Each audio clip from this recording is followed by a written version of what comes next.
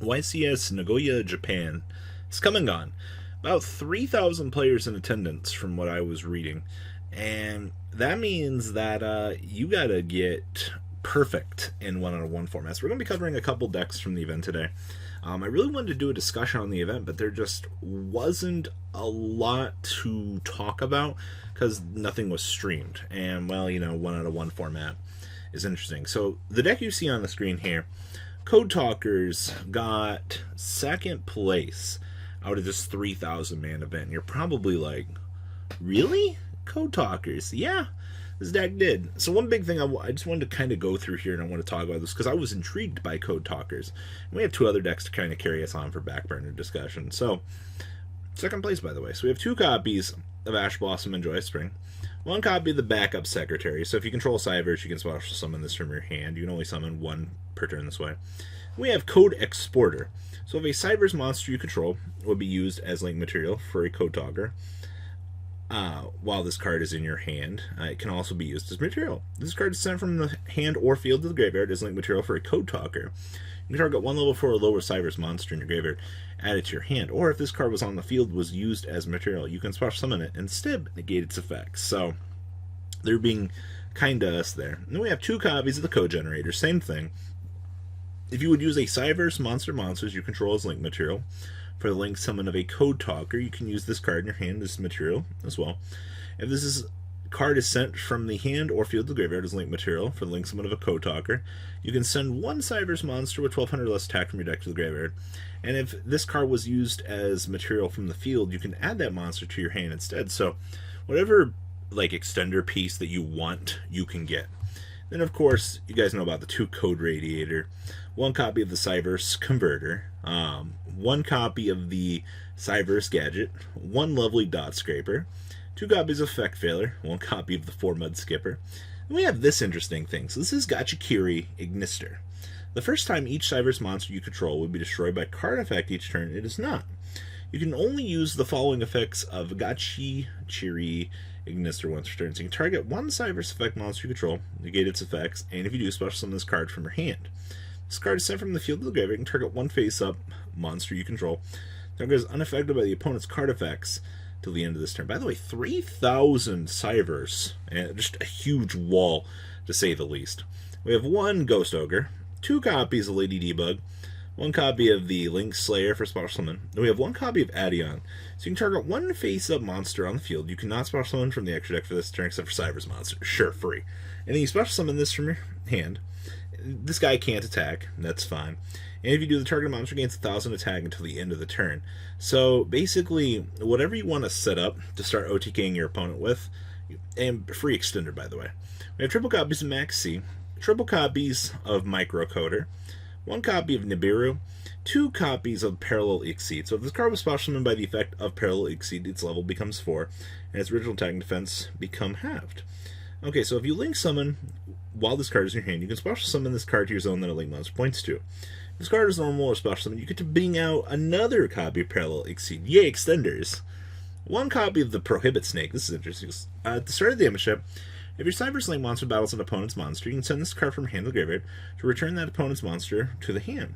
When your Cybers monster destroys the opponent's monster by battle and sends it to the graveyard, while this card is in graveyard, you can banish 1 card from your graveyard and then target 1 level 4 lower Cybers monster in your graveyard, add it to your hand. That's pretty good. This whole deck is just extenders on top of extenders, and I love it.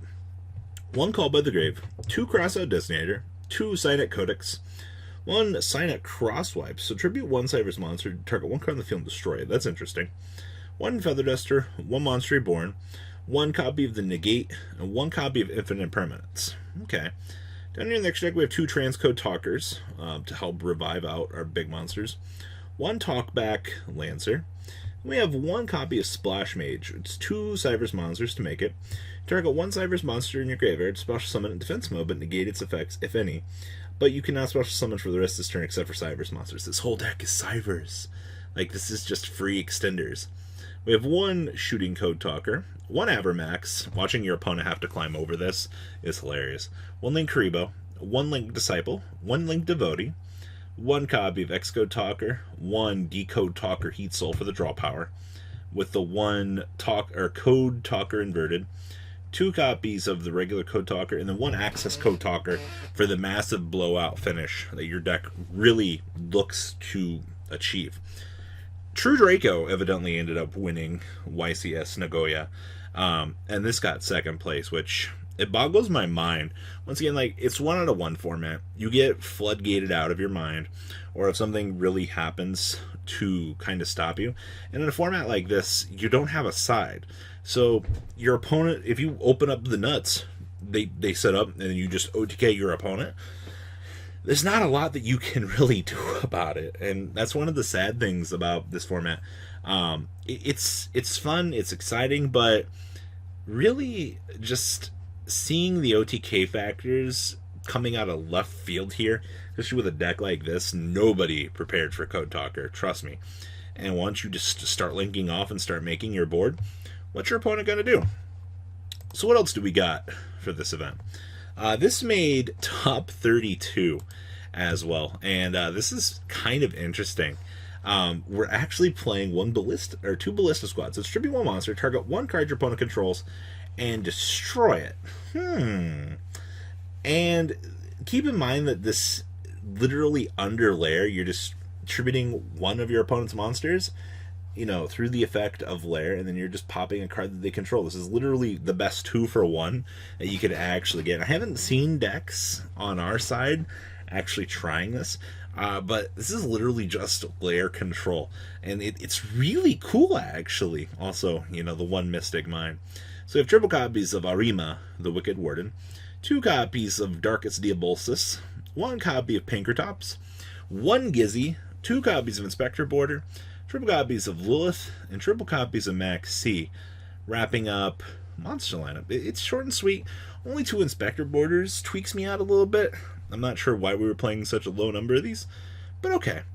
We have triple copies of Lair of Darkness, 1 copy of Mystic Mine, triple copies of Pot of Extrab, 1 copy of Kagari, and 2 copies of Super Polymerization.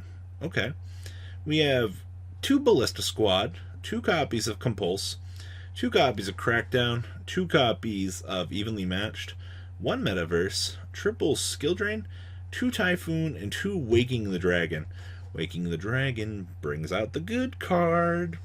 Down here in the extra deck, we have 1 Kaina, 1 Kagari, 1 Anaconda, 1 Link Spider, 1 Borreload, 1 copy of Beat Cop, 1 Ultimate Falcon, 1 Dingrisu, 1 copy of the World Chalice Almerduk, 1 Last Warrior, 2 Starving Venom, 1 Triff Overtime, 1 Dragostapelia, and 1 copy of the Dragoon of the Red, wrapping up little Lair Love.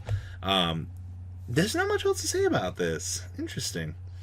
Then we have Lunalight Control sporting off your favorite card, Dragoon of the Red. And it doesn't matter what your deck does, you just splash in your Red Eyes engine and you go to town. It's literally easy as 1-2 OTK your opponent. So we have 2 copies of Ash Blossom and Joyous Spring, 2 copies of Doggeron, triple copies of Luna for the bouncing control aspect of the deck. We have 2 copies of Mr. Jizukuru, 2 Red Eyes Wyvern, 1 Dark Magician, 1 Red Eyes, triple Called by the Grave, 1 copy of the Magicalized Fusion, 1 Monster Reborn, triple copies of Pot of Extravagance, triple copies of Red Eyes Fusion, triple copies of Red Eyes Insight, with triple Crackdown, triple Infinite Permanence, 1 copy of Monster Reborn My Red Eyes, I guess, triple Solemn Judgment, and triple copies of Solemn Warning. Actually, we can Red Eyes Insight. We can Insight for the trap, right? Yeah. Well, that's interesting, I guess. Down here in the extra deck, we have triple copies of Anaconda, 1 Unicorn, 1 Phoenix, 1 IP, 1 Boa Dragon, 1 Access Code Talker, 1 Utopia of the Lightning, 1 Baguski, 1 Utopia, 1 Dweller, and triple copies of our Win Condition. Wrapping up YCS Nagoya for everybody. So, a very interesting compilation of decks. I'm very intrigued to see how 1 out of 1 format evolves in the future. It's not spectacular by any stretch of the imagination, but it is how they get YCSs over there now. and I'm sure that they're happy to even have anything. So what do you guys think about these lists? Please leave a comment down below. Tell me what you guys think about these decks. Well, guys, I'm out. Peace. The ride never truly ends. Thank you, patrons, for helping support the channel. Without you guys, I don't know if I'd still be doing this. And for those of you that like Cardfight Vanguard, FanCool40 is here for all your content needs. And those of you asking if I sell cards, mcoolgames.com for all your trading card game needs. Check the description for more interesting info. Thanks for watching, guys.